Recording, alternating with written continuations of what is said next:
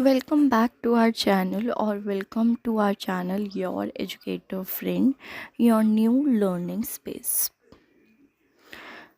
आज की वीडियो में सबसे पहले तो welcome to class 12th। I hope तुम सब ने अच्छे नंबरों से 11th क्लास क्लियर करी होगी। तो आज हम शुरू करने वाले हैं क्लास 12th के साथ। तो आज की इस क्लास में हम ज़्यादा डिटेल पढ़ने वाले हैं, but not in terms of chapter wise. हम कुछ चैप्टर शुरू नहीं करने वाले हैं आज के लेक्चर में, बट हाँ, हम कुछ बेसिक इन्फॉर्मेशन लेने वाले हैं इकोनॉमिक्स की, या कुछ बेसिक टर्म्स पे बात करने वाले हैं जो कि तुमने क्लास 11th में ऑलरेडी पढ़े हुए हैं। ठीक है, तो सबसे पहले जो टर्म है तुम्हारे पास, तुम्हारी स्क्रीन पे जो तुम्हें शो हो रहा है, दैट इज़ इकोनॉमी। तो सबसे पहला वर्ड आ जाता है इकोनॉमी, कि इकोनॉमी क्या है। तो इकोनॉमी एक सिस्टम को, एक रीजन को, एक जोग्राफिकल एरिया को या फिर कंट्री को कहा जाता है जिसमें आप काम कर पा रहे हैं और अपनी लिविंग को अर्न कर पा रहे हैं। तो इकोनॉमी क्या है? एक सिस्टम है which provides means to work and earn their living, कि जहाँ पर आप काम कर पाएँ और अपनी लिविंग को अर्न कर पाएँ। ठीक है, तो उस सिस्टम को, उस एरिया को हम इकोनॉमी कहते हैं। ठीक है, जैसे इंडिया को इकोनॉमी कहा जा सकता है, क्योंकि यहाँ पर हम सब लोग काम कर पाते हैं और अपनी लिविंग को अर्न कर पा रहे हैं। अब यहाँ पर हम बार बार बोल रहे हैं लिविंग को अर्न कर पा रहे हैं। तो लिविंग को अर्न करने का मतलब ये है कि हम अपनी बेसिक नीड्स को पूरा कर पा रहे हैं। अब बेसिक नीड्स हमारी 4 होती हैं, अगर आपको नहीं पता है तो मैं बता देती हूँ। पहली बेसिक नीड होती है हमारी फूड। दूसरी बेसिक नीड होती है हमारा शेल्टर। तीसरी होती है हमारी क्लोथिंग।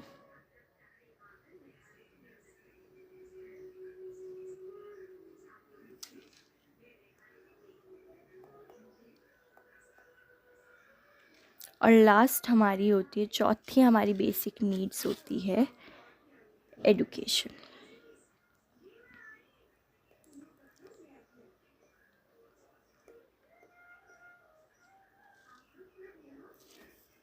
ठीक है, तो हमारी 4 बेसिक नीड्स होती हैं, food, clothing, shelter and education. ठीक है, it's written over here now, you can see हमारी 4 बेसिक नीड्स होती हैं, that is food, clothing, shelter and education. ठीक है, तो इकोनॉमी एक वो एरिया है जहाँ पर आप काम कर पाएँ और अपनी लिविंग को अर्न कर पाएँ। इसी के साथ सेकेंड डेफिनेशन देख लेते हैं। व्हेन अ कंट्री और geographical region is defined in context of its economic activities. इसका मतलब बेसिक है कि जब आप किसी एरिया को, किसी रीजन को इकोनॉमिक एक्टिविटीज़ के टर्म्स पे डिफ़ाइन कर रहे हैं। इकोनॉमिक एक्टिविटीज़ मतलब मॉनेटरी एक्टिविटीज़, पैसे से रिलेटेड एक्टिविटीज़ पे अगर आप डिफ़ाइन कर रहे होते हैं तो वो आपकी इकोनॉमी कहलाती है। तो जब भी हम इकोनॉमी बोलते हैं तो it comes with a monetary terms, कि जब आप लेन देन, ट्रेडिंग से रिलेटेड बात कर रहे हैं। ठीक है, फिर सेकंड वर्ड आ जाता है हमारे पास ओपन एंड क्लोज्ड इकोनॉमी।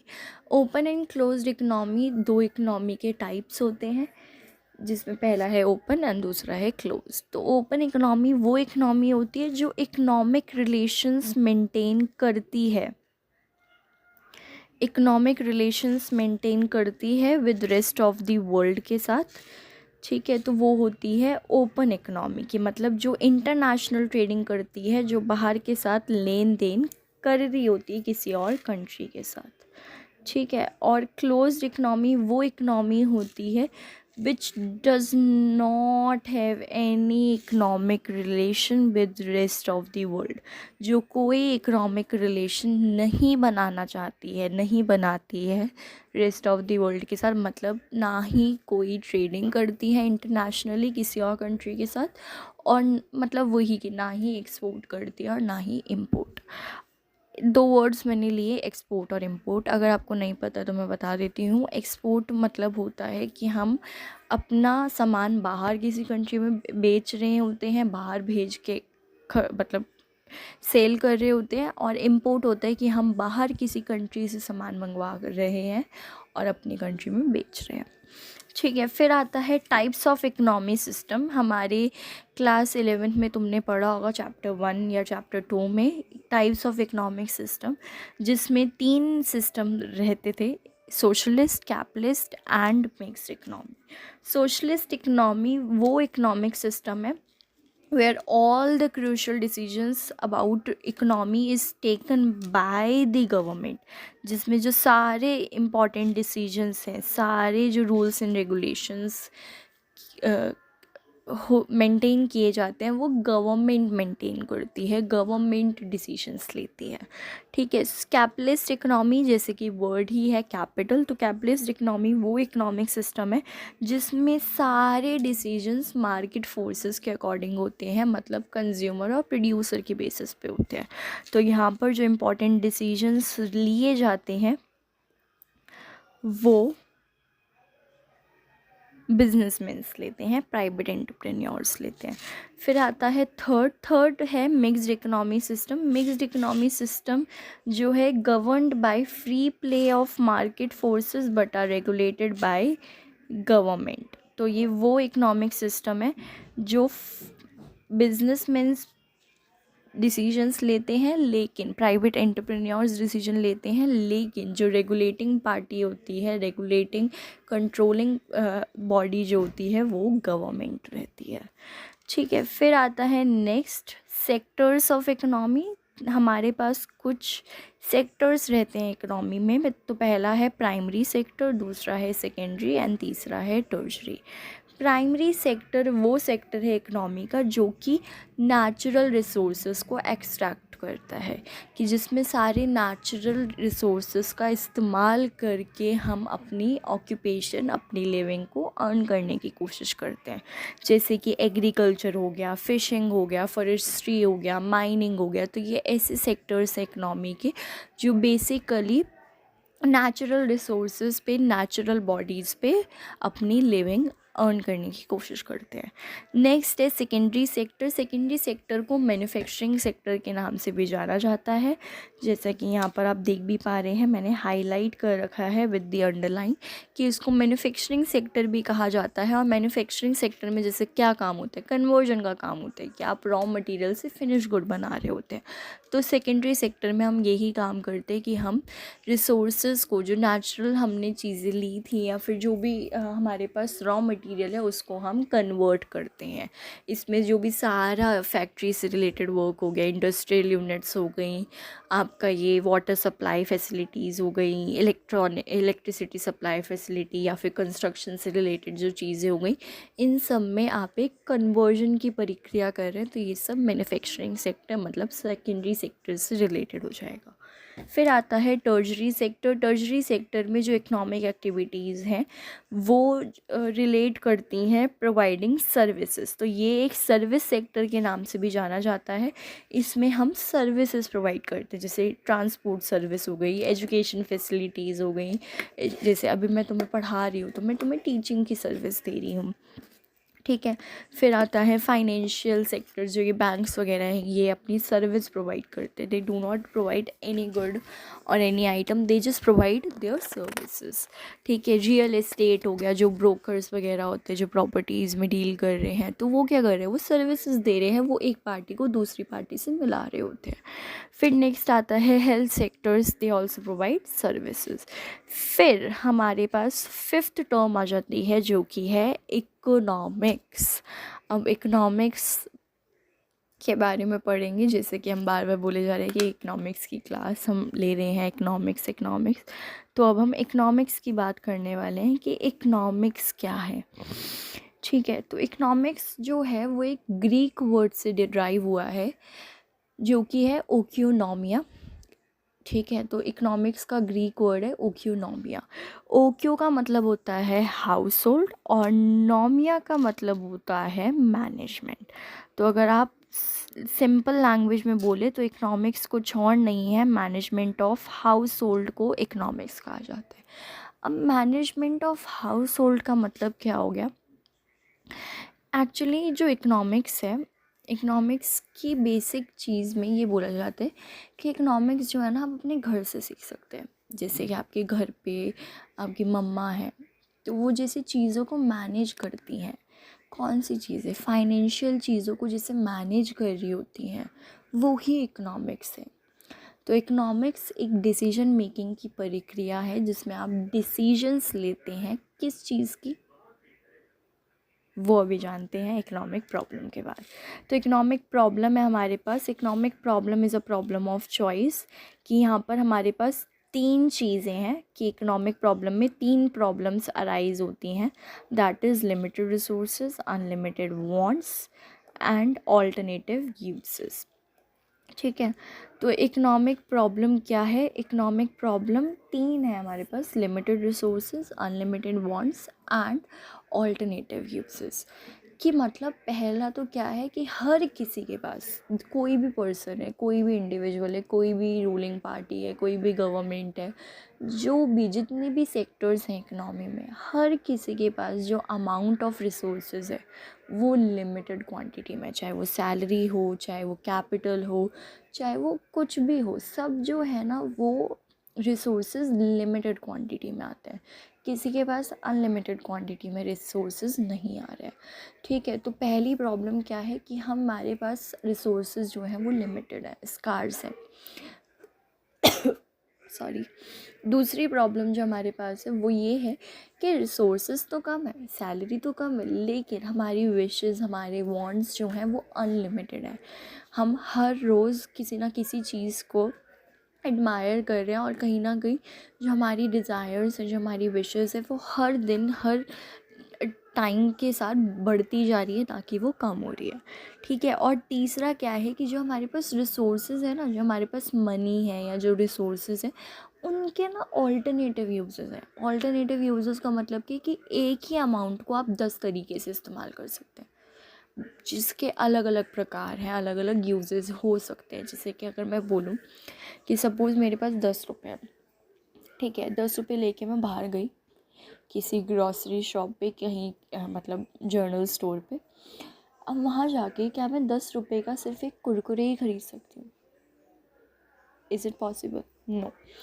मैं उस 10 रुपये से कुरकुरे ख़रीद सकती हूँ, या फिर चिप्स ख़रीद सकती हूँ, लाइक लेज़ अंकल चिप्स, या फिर मैं कोई बिस्किट ख़रीद सकती हूँ, या फिर मैं उससे कुछ और चीज़ ख़रीद सकती हूँ। सपोज़ मैं उससे ख़रीद लूँ ओएस ख़रीद लूँ, या कुछ और, मतलब, या कोई चॉकलेट ख़रीद लूँ। तो मतलब क्या है कि एक सिंपल अमाउंट मैंने लिया जो कि था 10 रुपये। उस 10 रुपीज़ से मैं उस ओनली 10 रुपीज़ के ही मैंने बहुत मल्टीपल यूजेस बता दिए। अब क्या उस 10 रुपये में से मैं सारी चीज़ अफोर्ड कर सकती हूँ? नहीं। I have to take a decision कि या तो मैं कुरकुरे पे सेटल आउट हो जाऊँ, या फिर मैं बिस्किट लेकर सेटल डाउन हो जाऊँ, या फिर मतलब मैं कुछ एक ही चीज़ चूज़ कर सकती हूँ। Are you getting my point? कि आप क्या है, उस लिमिटेड रिसोर्सेज में सारी चीज़ें अफोर्ड नहीं कर सकते, आप उसमें से किसी एक ही चीज़ को अफोर्ड कर सकते हैं। तो वो है हमारी प्रॉब्लम, कि प्रॉब्लम ऑफ चॉइस है, कि हमारे पास रिसोर्सेज कम है, हमारी वांट्स बहुत सारी हैं, और हमारे पास ऑल्टरनेटिव यूजेस हैं। कि इन तीन प्रॉब्लम्स को रख कर आप कैसे डिसीजन मेकिंग ले रहे हैं, जिससे कि आपके लिमिटेड रिसोर्सेज भी सही तरीके से इस्तेमाल हो जाए, आपकी वांट्स भी फुलफ़िल हो जाए, और आपके ऑल्टरनेटिव यूजेस में से आपको बेस्ट ऑल्टरनेटिव मिल जाए, बेस्ट वन सिलेक्ट हो जाए। तो इकोनॉमिक्स यही हमें सिखाती है, इकोनॉमिक्स हमें डिसीजन मेकिंग करना सिखा रही है, कि आप कैसे अपने लिमिटेड रिसोर्सेज को अनलिमिटेड वांट्स को सेटिस्फाई करने में इस्तेमाल कर सकते हैं, जिनके खुद के ऑल्टरनेटिव यूजेस हैं।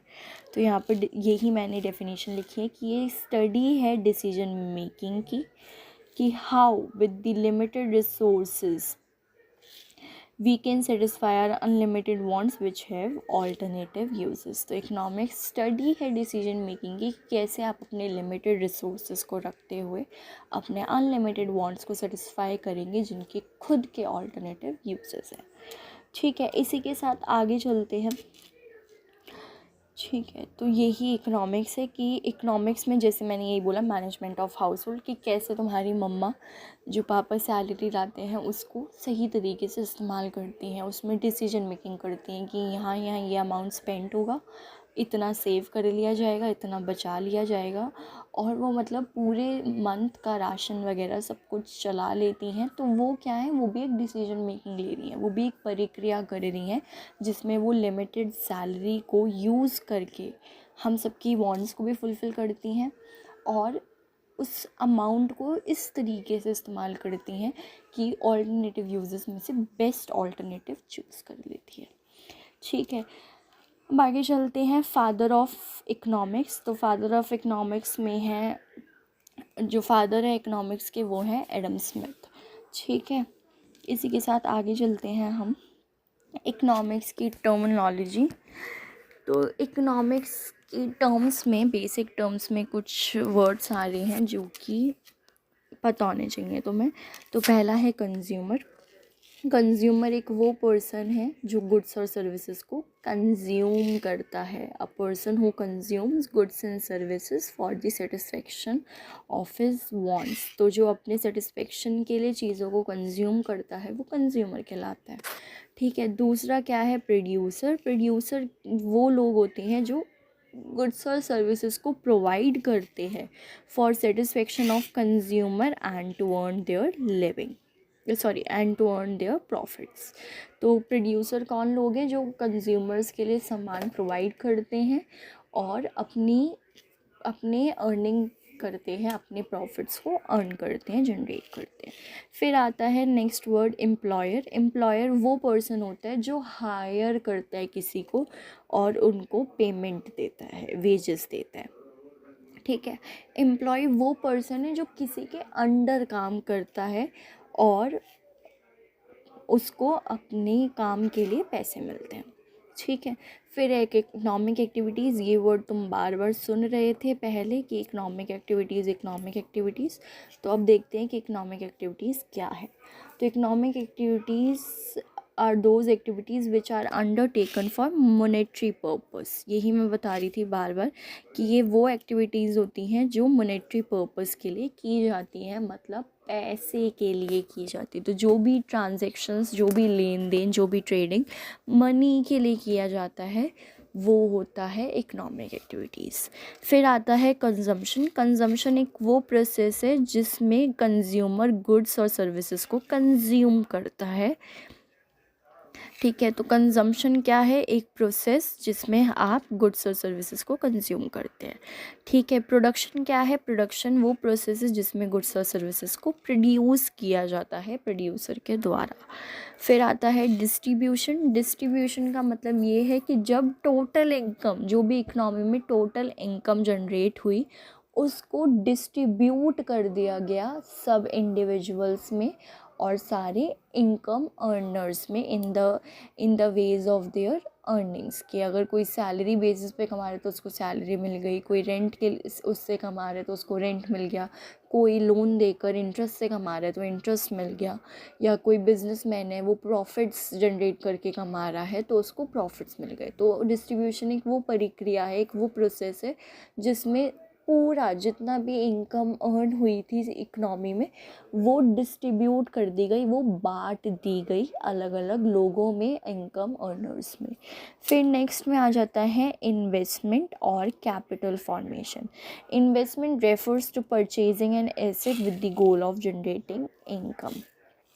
तो इन्वेस्टमेंट वो प्रोसेस है, वो इन्वेस्टमेंट का मतलब अगर मैं बोलूँ, इन्वेस्टमेंट जो वर्ड है ना वो एक बहुत डायनामिक वर्ड है। डायनामिक इसलिए कहा जाता है क्योंकि हर जगह पे जिस भी कॉन्टेक्स्ट में आप बात करेंगे इन्वेस्टमेंट वर्ड का जो मीनिंग है वो बदलता जाएगा। अगर मेरे लिए बात की जाए तो शायद इन्वेस्टमेंट कुछ और होगा, शायद आपके अकॉर्डिंग इन्वेस्टमेंट कुछ और रहेगा। जैसे फॉर एग्जांपल किसी पर्सन के लिए इन्वेस्टमेंट का मतलब क्या है, गोल्ड में इन्वेस्ट करना, गोल्ड खरीदना। किसी के लिए इन्वेस्टमेंट का मतलब है घर खरीदना, हाउस इन्वेस्ट करना। ठीक है, किसी के लिए इन्वेस्टमेंट का मतलब है फिक्स डिपॉजिट करना, किसी के लिए म्यूचुअल फंड्स में लगाना, किसी के लिए स्टॉक्स में लगाना, किसी के लिए शेयर्स में लगाना। तो हर पर्सन के अकॉर्डिंग इन्वेस्टमेंट वर्ड अलग हो सकती है। लेकिन अभी हम इकनॉमिक्स की बात कर रहे हैं। तो इकनॉमिक्स में जो इन्वेस्टमेंट है उसका मीनिंग ये है कि कुछ ऐसी एसेट्स में पैसा लगाना, ऐसी एसेट्स को ख़रीदना जो कि आगे फ्यूचर में आपको अच्छे रिटर्न्स देने वाली है, जो कि फ्यूचर में आपकी इनकम को जनरेट करने में मदद करने वाली है। तो वो इन्वेस्टमेंट है कि आप कोई मशीन ख़रीद रहे हैं और मशीन आप इस पर्पज़ से ख़रीद रहे हैं कि आगे फ्यूचर में मैं से गुड्स प्रोड्यूस करूँगा, गुड्स बनाऊँगा और फिर वो मेरी इनकम जनरेट करने में मदद करेगी। तो ये इन्वेस्टमेंट है कि कोई एक ऐसी एसेट ख़रीदना जो कि आपको फ्यूचर में इनकम जनरेट करने के पर्सपेक्टिव से मदद करने वाली है। इसीलिए इन्वेस्टमेंट को कैपिटल फॉर्मेशन भी कहा जाता है, क्योंकि ये कहीं ना कहीं इनकम कैपिटल फॉर्म करने में मदद करती है। ठीक है, तो इस क्लास के लिए इतना ही। अभी बेसिक्स इतनी ही स्टडी करते हैं। अब नेक्स्ट लेक्चर जो रहेगा, नेक्स्ट वीडियो में हम क्लास 12th के बारे में स्टडी करेंगे और चैप्टर 1 यूनिट 1 शुरू करेंगे। अभी के लिए इतना ही। आई होप ये वीडियो आपके लिए हेल्पफुल रहे। तब तक bye bye, and please like, comment and subscribe to our channel. Also press the bell icon for upcoming notifications of the videos. Thank you and bye bye.